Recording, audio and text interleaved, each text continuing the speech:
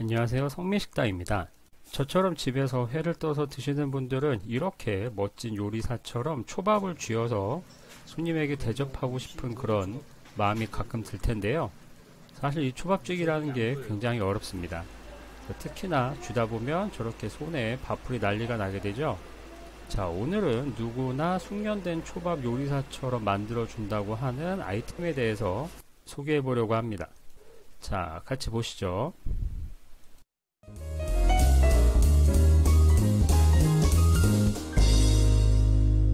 자, 일단은 초밥을 하기 전에 제가 초밥 짓는 방법을 알려드릴 텐데, 저렇게 쌀알보다 구멍이 약간 작은 채를 하나 준비합니다. 자, 그 다음에 쌀 같은 경우에는 대략 200g을 준비했어요. 들고 있어서 왔다 갔다 하지만 쌀 200g입니다.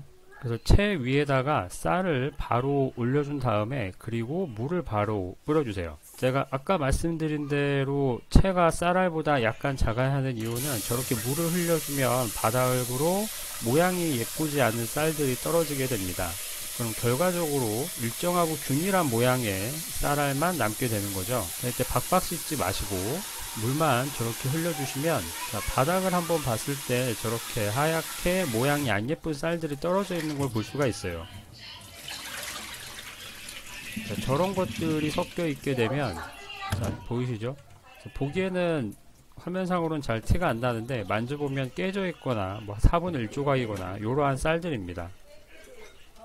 초밥을 지을 때 저런 것들이 들어가게 되면 전분량이 너무 많아지기도 하고 질어지기도 하고 결과적으로 밥맛을 떨어뜨리기 때문에 조금 아깝더라도 저렇게 부스러기 쌀들은 버려주시는 거예요. 물론 저게 너무 많으면 저것만 따로 모아놨다가 죽 같은 걸 하셔도 되는데, 이제 가정집에서는 그렇게까지는 하지 않아도 될 것 같습니다. 자, 이렇게 해서 물을 틀고, 자, 저런 식으로 물을 틀고 쌀을 헹궈주고 반복을 해서 밑에 버려진 물이 거의 투명할 때까지 물을 흘려주도록 했습니다. 그리고 저 상태로 받쳐서 수분을 마저 뺄 거예요. 자, 초밥이니까 초대리가 필요하겠죠. 초대리를 만들어 보겠습니다. 소금 하나에 설탕이 셋. 소금은 그냥 왕소금 썼어요. 그리고 식초를 3개 넣었는데 제가 쓰는 식초는 환만식초라서 다른 식초에 비해서 산도가 좀 셉니다. 일반적인 식초라면 6개를 넣어주시고 환만식초라면 3개를 넣어주세요. 저는 간이 조금 세고 초맛은 약간 약한 편이에요. 요 비율대로 해보시고, 요 비율이라고 하면 소금 하나, 설탕 셋, 식초 6. 본인 취향에 따라 가늠을 하시면 좋은데, 자, 이렇게 체에 받치니까 물이 좀 나왔죠.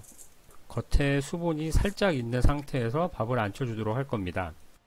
쌀과 물의 비율을 정확하게 하기 위해서는 저렇게 흘러나온 물도 버리고 새롭게 물을 부어야 물이 너무 많이 들어가지 않겠죠.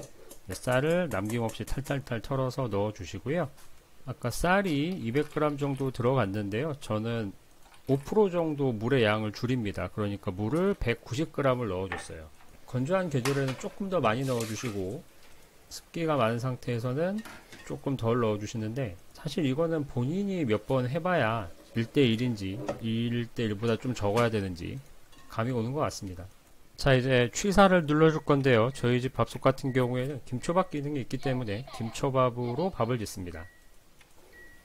김초밥 기능으로 밥을 짓게 되면 그냥 밥을 지었을 때보다 조금 더 밥이 되게 나오는 경향이 있더라고요.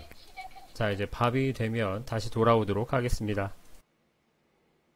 A few moments later. 쌀 200g에 물 190g을 넣고 밥을 지었는데요. 자, 이러면 몇 g이 나오느냐? 대략 390g 정도가 나왔어요. 자, 여기다가 아까 만들어둔 초대리를 붓도록 하겠습니다. 깜빡하고 말씀을 안 드렸는데, 제가 만드는 초밥의 비율은 아까 쌀 200g을 기준으로 했을 때 식초는 총 60ml가 들어갔습니다. 이제 일반적인 식초라면 조금 더 많았겠죠? 쌀알 200g에 환만식초 60g 비율이라는 걸 정해놓고 하고 있습니다. 그래서 초밥을 비빌 때는 자르듯이 섞고 위아래를 뒤집은 다음에 어느정도 전체적으로 쌀알이 식초를 먹게 되면 부채질을 붙여서 빨리 체온 정도로 온도를 낮춰주세요. 그래서 만져보고 조금 따뜻하다 싶으면 더 부채질을 해줘서 식혀주시고, 밥을 한쪽에 몰아서 두면 쌀알들이 쉽게 마르는 걸 방지할 수 있습니다. 그래서 그릇의 한쪽에다가 잘 몰아넣고요. 근데 보온밥솥을 쓰면 일정한 온도로 밥을 유지할 수 있어서 좋기는 한데 가정에서 그런 것까지 구비하기 힘들죠. 젖은 행주로 덮어주면 밥 안에 수분을 지키면서 보관을 할 수가 있습니다. 자, 이제 초밥용 횟감을 손질해 보도록 하겠습니다. 이른바 네타라고 하죠. 자, 요 도미 같은 경우에는 국산이고요. 지난번 영상에서 쿠쿠리로 손질됐던 그 도미입니다.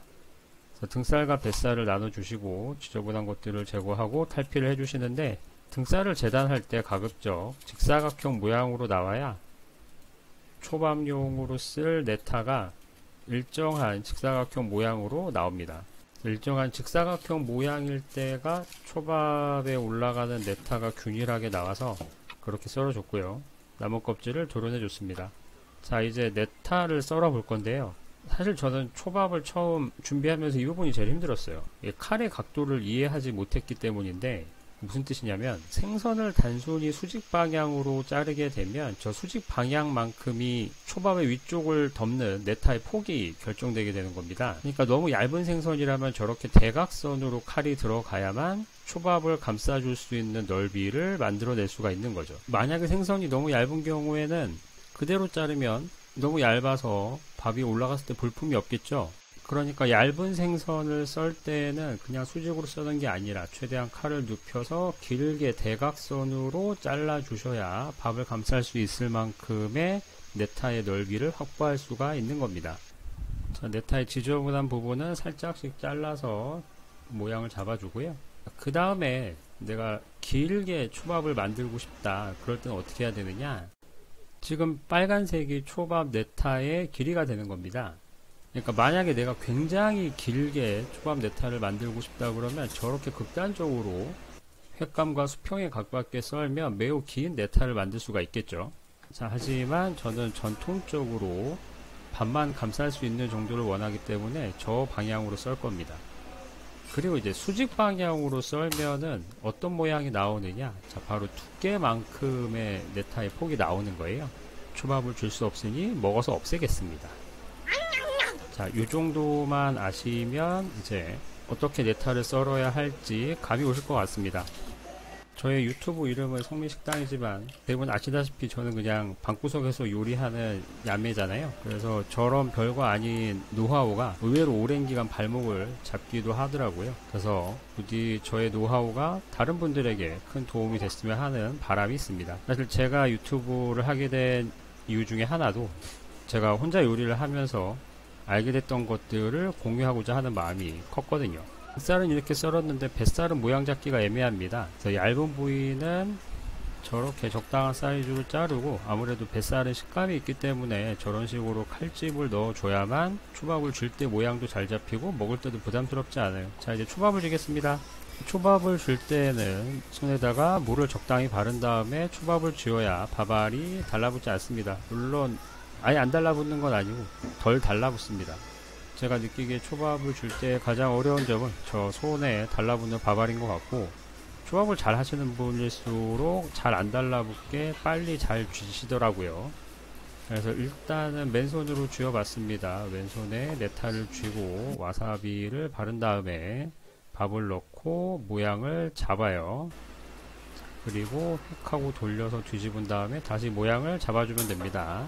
와사비가 조금 끈적하면 좋은데 제 건 약간 푸석푸석한 녀석이어서 잘 안 발렸습니다. 이제 아이템을 써볼게요. 자, 처음에 쓰는 아이템은 뭐냐면 그냥 일반적으로 집에서 많이 쓰는 저런 요리용 비닐 장갑입니다. 김치를 무치거나 할 때 손에 양념이 묻는 걸 방지하기 위해서 쓰는 경우가 많은데요. 자, 밥알이 달라붙는 거는 생각보다는 덜 붙었어요. 저기 겉에가 수분이 없음에도 불구하고 생각보다 잘 붙지는 않았는데, 저 비닐장갑 같은 경우에는 손으로 만졌을 때 질감이 제대로 느껴지지 않아서 이 초밥을 쥐는 섬세한 작업에는 별로 적당할 것 같지가 않았습니다. 그리고 이제 만지작 해봤더니 오히려 더 많이 붙는 것 같기도 하더라고요. 자, 그래서 하려면 하겠지만 딱히 맨손에 비해서 큰 메리트는 느끼지 못했습니다. 남들이 안 쓰는 데는 아마 이유가 있지 않을까 싶어요. 자, 그럼 이제 2번 조리 장갑으로 가보겠습니다. 요거는 라텍스 장갑이에요. 네, 요리사들이 많이 쓰는 장갑이죠. 얘 같은 경우는 오염 방지를 위해서 쓰는 경우가 많은데, 손가락에 딱 밀착되기 때문에 섬세한 작업을 할 때에도 나쁘지 않습니다. 자, 그래서 섬세한 작업의 끝판왕에 초밥을 쥐어봤는데 와우, 되자마자 그냥 밥알들이 너무 잘 붙더라고요.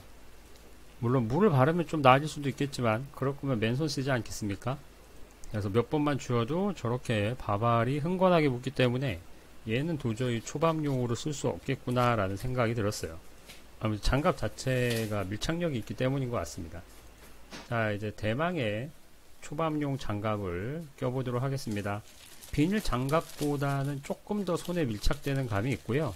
재질은 비닐과 비슷한데 겉에 엠보싱 처리 같은 것들이 굉장히 많이 나 있습니다. 그래서 일단은 끼고 초밥을 쥐어보면 일단은 물을 잘 바른 맨손과 비슷하다는 느낌이 들었어요.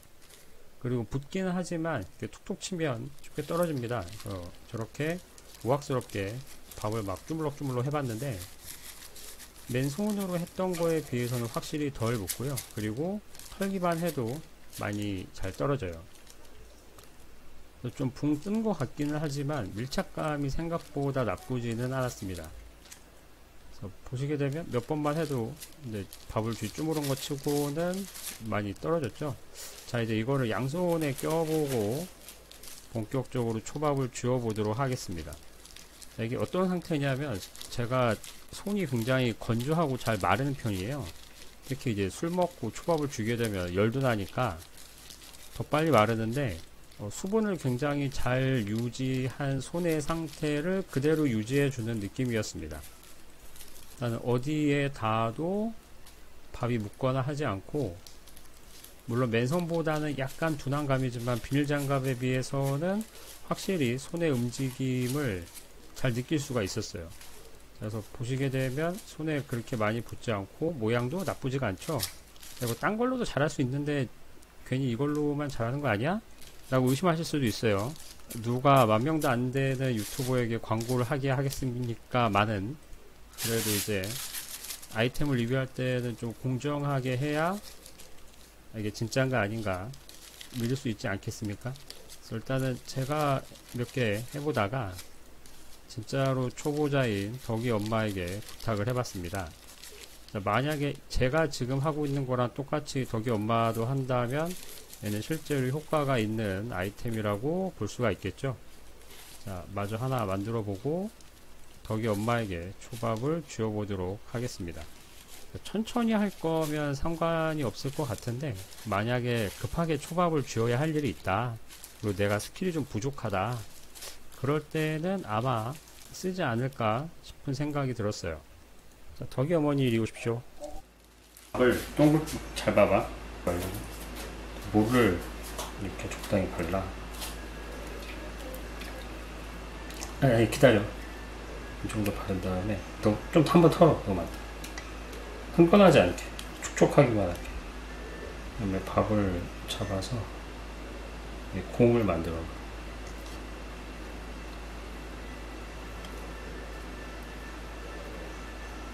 가운데, 가운데 이렇게 동그랗게.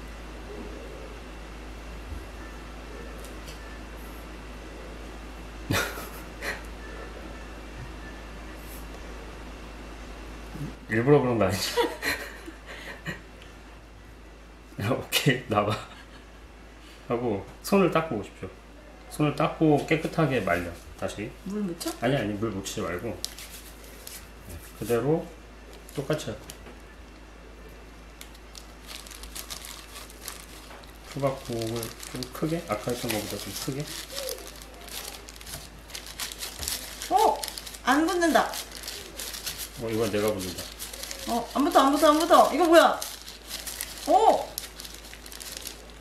나도 무스비 지을 수 있겠다, 그럼. 그 다음에 잘 봐봐. 이렇게 하고 와사비 이렇게 바르고 야, 밥을 협찬이야? 넣고 아니, 기다 해봐. 이건 너무 어려우니까 대충 초밥 모양 만들어. 자, 물을 바르고 해도 밥알이 붙고 난리 났던 덕이 엄마인데 장갑을 끼니까 손에 거의 붙지 않습니다. 확실히 효과가 있네요. 이거 당신이 한 거야? 하나만 더 해봐. 왜? 잘해. 아이고, 아니, 묻히지 말고. 없겠지? 안 돼. 마지막. 한 손으로만 말. 감칠맛. 그 일수법은 모르지만 헐. 왜 해봐야지. 일반인은 아닌 것 같아? 아니, 아니. 아, 일반인 같아요. 대충. 그냥 요렇게 그냥 무스비 같이 하고서 그리고 이렇게 올렸는데 어때? 이거 있으면 초밥 할 수 있을 것 같아? 이 정도면 타는 거 같지 않니? 아, 그러게. 이쪽에 있는 거랑. 그냥 동글동글하게 예쁘지? 내게도 이쁜 거 같아. 그건 아니야. 알겠습니다. 있으면 이거 네. 너무 좋다 근데. 김밥 말거나 할 때도 좋고. 김밥 말고. 김밥용에도 좋겠다. 자, 이제 아이템을 착용한 상태로 본격적으로 쥐어보도록 하겠습니다. 저 같은 경우에는 이 초밥 모양을 잘 못 만들기 때문에 수시로 손에 물을 발라야 되는데 그런 거 없이 그냥 처음부터 끝까지 물 한번 바르지 않고 계속 줄 수가 있더라고요. 이제 초밥 모양을 만들고 와사비를 바르고 네타를 올려서 모양을 잡는 과정이 조금만 익숙해지면 이 작업을 착용했을 때 작업 속도를 훨씬 더 늘릴 수 있을 것 같다는 생각이 들었습니다. 그래서 나머지 초밥들은 저 장갑을 낀 채로 만들었고요. 개인적으로는 연습을 통해서 실력을 높이는 게 가장 좋은 방법이긴 하지만 저처럼 방구석 요리사들은 굳이 그렇게까지 시간을 내지 못하는 경우도 많잖아요. 그러니까 어느 정도 타협을 해서 초밥은 주고 싶지만 약간의 멋을 희생한다면 이 아이템을 쓰는 것도 좋을 것 같고요. 그리고 이제 아까 앞에서 대화한 것처럼 뭐 김밥을 말거나 주먹밥을 말거나 할 때도 좋은 아이템인 것 같습니다. 비닐장갑 치고 비싼 것만 빼면요. 자, 이렇게 해서 오늘은 밥알이 달라붙지 않는 장갑 리뷰를 해봤고요. 다음에도 더 유익하고 좋은 요리 정보로 찾아뵙도록 하겠습니다. 자, 구독, 좋아요 항상 감사드려요. 안녕히 계세요. 성민식당이었습니다.